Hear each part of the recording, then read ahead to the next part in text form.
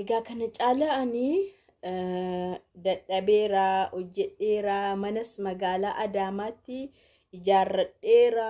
Galeen bultii ijaarradhee bultii kiyya keessa jiraadha. Kan inni hojjedhe nagahaa jette mucaan kuni. Dubaay keessa kan isheen hojjechaa turte.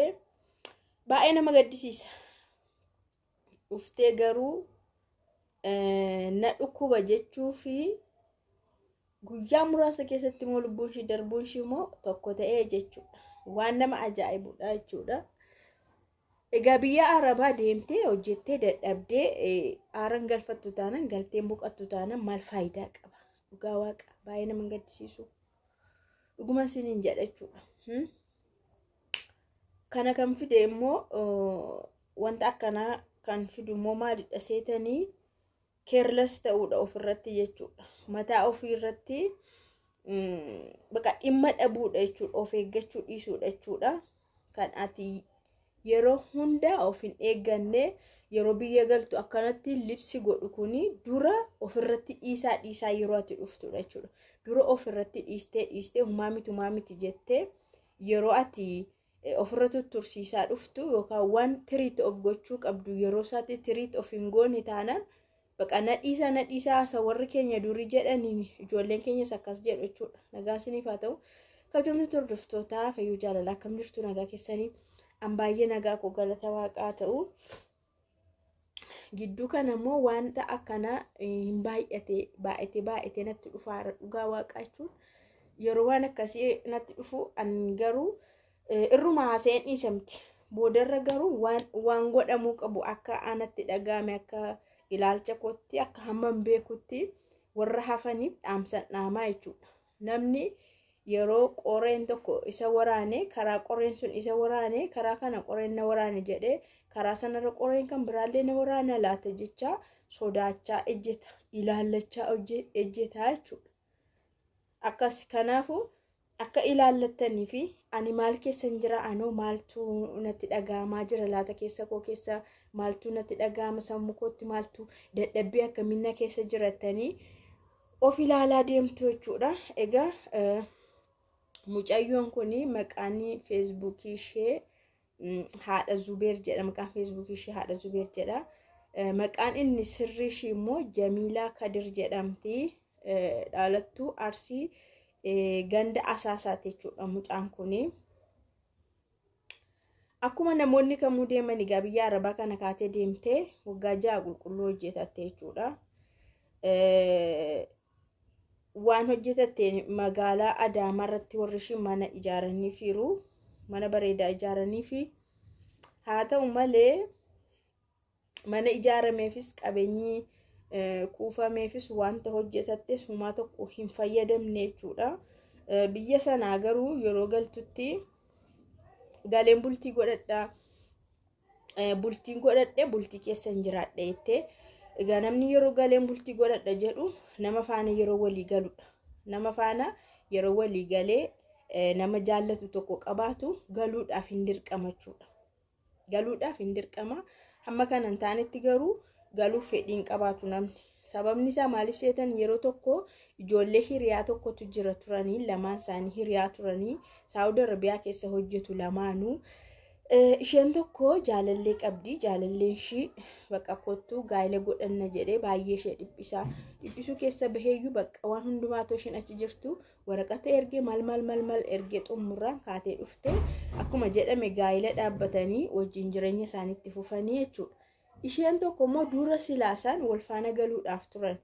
Wal faana galuuf erga qophaa'anii xumuranii isheen sun maal jetti seetanii atoo galtee heerumuudhaaf ati galtee heerumuu fi anoo maaliif hin galaa jettee bira hafte. Dhugaa waaqa haga ammaallee jirti hin galle jechuudha. Kanaaf mucaan kunis jechuudha isheen amma lubbuun ishee darbe kunillee nama erga qopheeffattee nama faana jiraattu yookaan nama faana gaa'ela dhaabbattu erga qopheeffattee gaa'ela dhaabbachuudhaaf yeroo barbaadde sana biyya dhufte jechuudha. Erga biyya dhufte immoo dhukkubni itti dhaga'ame jechuudha. Dhukkubni yeroo itti dhaga'amu namootatti himachaa turtellee akka du'aa godhaniif sheekotatti himachaa turte jechuudha. Daawwaanaa godhana dhukkubaa jettee maal si dhukkubaru jedhan kalee kiyya lamaanuu na dhukkubaa jetteetti machaa turte. Isaanillee egaa manne yaalaa baay'ee rakkisaa akka ta'e hin beekuu fi daawwaa kan aadaa kana fayyadami jedhanii du'aayis godhaafii turanii garuu hin taane. Mucaan kun yeroo gabaabaa keessatti hin godaante jechuudha. Dhugaa nama gaddisiistii. Qabeenya ishiitti hin boqanne, mana ishiitti hin boqanne. Kun isa hawwitee gaa'ila dhaabbachuudhaaf barbaacha dhufteellee bira siin geenye homaa tokko hin arganne jechuudha. Egaa maal godhu gaa lubbuun guyyaa ishiitti baate jedhama. Maatii ishee jajjabeessu warra ishiifillee jajjabina haa kennu. Baay'ee nama gaddisiisa. Itoo aaran galfatin yeroo darban baay'ee nama gaddisiisa. Dhugaa duunii shamarran keenya biyya Arabaa akka warra kaaniitti baay'ee dhugaa waqachuun garuu lubbuun kamuu walqixa. Duunis walqixa miti. Lubbuun haadhaaf walqixa jedhama. Isaan kun garuu aduu toon argin, ifa osoon argin, osoo homaan argin, nama osoo hawwanii, laayifii osoo hawwanii, jaalala osoo hawwanii, jireenya maatii osoo hawwanii, waan baay'ee yoomin akkas ta'a. Yeroo suuraa argan yoomin akkas ta'a. Haadha kofaan yoomin akkas ta'a. Maatii kofaan yoomin akkas ta'a. Biyya kootti yoomin akkas ta'a. Toodhani bara lakkoofsisu. Anyways kaayyoodha waan ta'eef kunillee humaa miti. Namni kaayyoo isaa fi waan baay'ee dhiisa of hidhee of ka'a. Kaayyoo waan ta'eef yeroodhaa booda hidhaarraa hin gadhiifama waan ta'eef jechuudha. Garuu yeroo hidhaarraa gadhiifamutti immoo namni kun osoo milkaa'ee waan hundumaa argate baay'ee nama gaddisiisa.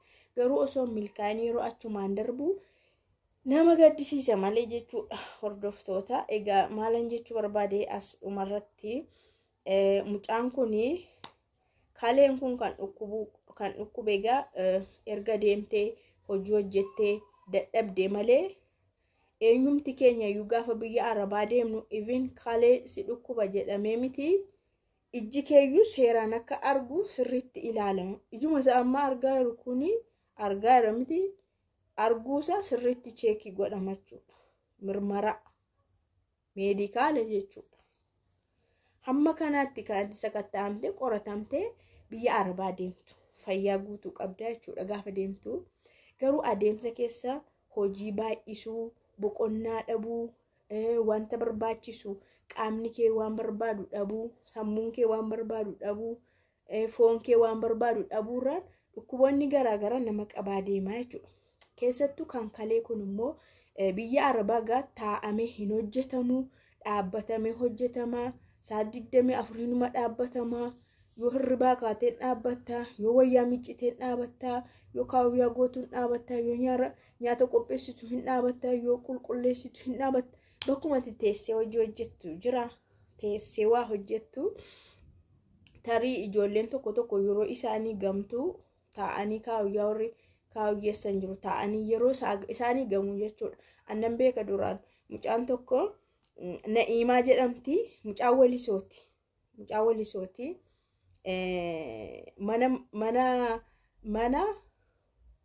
Mana namichaa jechuudha. Mana namicha madaamii kiyya namicha madaamii jechuudha.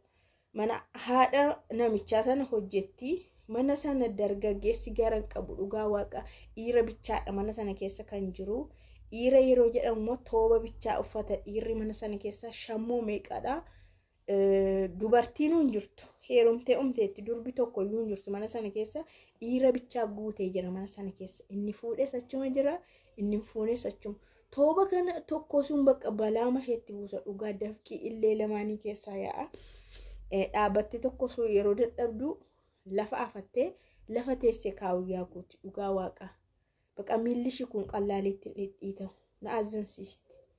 Innaa warreen akkas akkasiitti beektu warri dhibee akkas kaleedhaan qabamu jechuudha. Hojii akkana baay'ee ulfaatu hojjechaa oolan. Kanaan maal gochuu qabu ree of kunuunsuu qabu jechuudha. Hammuma hojiin sitti baay'atu ati immoo of kunuunsuu qabda. Sirriitti of kunuunsuu qabda jechuudha. Yeroo baay'ee amma biyya keenya keessatti warreen rifeensa kana hojjetan jechuudha. Guyyaa guutuu dhaabachaa oolu miti. Isaanii taa'anii waa hojjetu argitanii beektu. Dhahuu haa ta'uu, maalii haa ta'uu, maalii guyyaa guutuu kana dhaabachaa oolu. Nama meeqan isaanii kaleedhaan qabama dhugaa waaqaan yeroo baay'ee iddootti deddeemee hojjetadhu dambeenyaadha miti yeroo yerootti yeroo dhaqu isheen tokko hin jirtu eessa deemte yeroo hin jedhu kalee shixinno dhukkubnanii boqonnaadhaaf deemte hin dhaabatu bakka guyyaa guutuu kana dhaabachaa oolu garuu maal godhu bishaan baay'ee tokko dhugaa oolu bishaan akka malee obbira kaa'anii dhugaa oolu jechuudha. Hamma tokko isaan fayyada ka isinillee bishaan kana sirriitti dhuguu qabdu aannan kana sirriitti dhuguu qabdu waan qabbanaa kana sirriitti dhuguu qabdu dhugaa waaqa sirriitti bishaan oovarii dhuguu qabdu jechuudha bakka.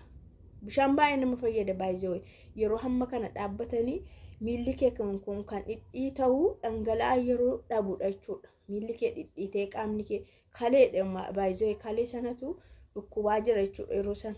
Ati garuu bishaan baay'ee dhuguu qabda bishaan itoon dheebotiinis dhugi zim jedhi bariidhaanis dhugi zim jedhiti guyyaa zim jedhi sirriitti dhuguu bari bishaan haliiba kana faa bakka sirriitti dhugi haliiba libaaniituun ta'a haliiba faa dhugi dhuguma baay'ee rakkisaadha bara. Sahaaf immoo osoma hojiin jiru xiqqoo boqonnaa dhugumadha xiqqoo boqonnaa bakka. Mana sana keessa sirriitti turte taanaan arabifa haasoftee walii galte taanaan akkasaan guyyaa daqiiqaa 30-40 sii kennan godhi ciisi dugdaan ciisiti boqonnaa fudhadhu dhugaa waaqa foon kee kunuu akka jirutti aara galfata hoo hirribni si qabuu baate jechuudha.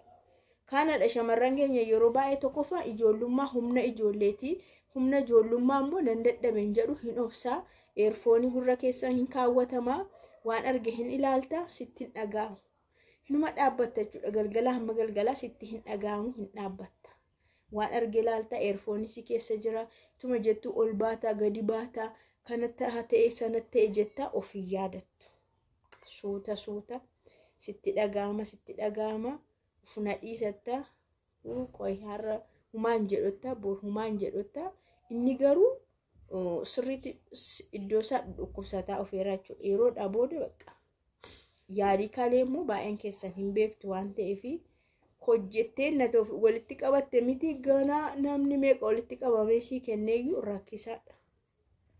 Kanaaf namni isa hojjete nyaachuuf immoo fayyaansaa barbaachisaadha. Jireenyi isaa barbaachisaadha. Jiraachuun isaa barbaachisaadha. Lubbuun isaa barbaachisaadha.